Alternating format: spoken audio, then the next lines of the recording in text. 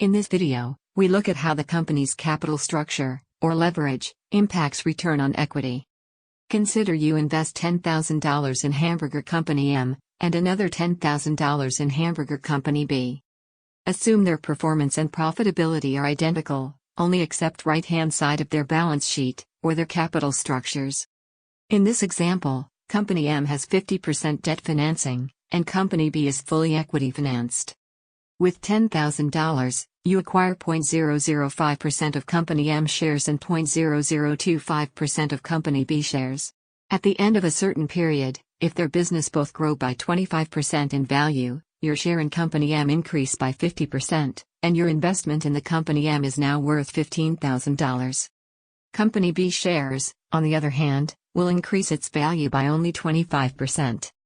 The initial $10,000 investment is now worth $12,500.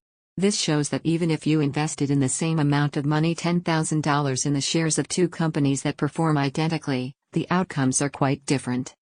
This difference between 50% return and 25% return derives from the difference between M and B's leverage at the beginning.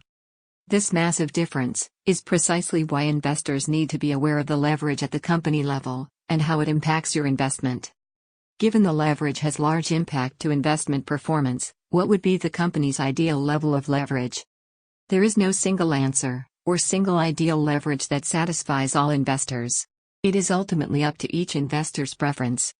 In addition, the company's optimal leverage does not depend on its shareholders' preference only.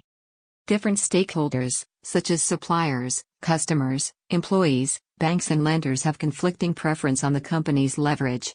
Also, the company's leverage has significant impacts on tax liabilities. We will see in the future video how each stakeholder may have different leverage preference, and how the management of the company has to manage it.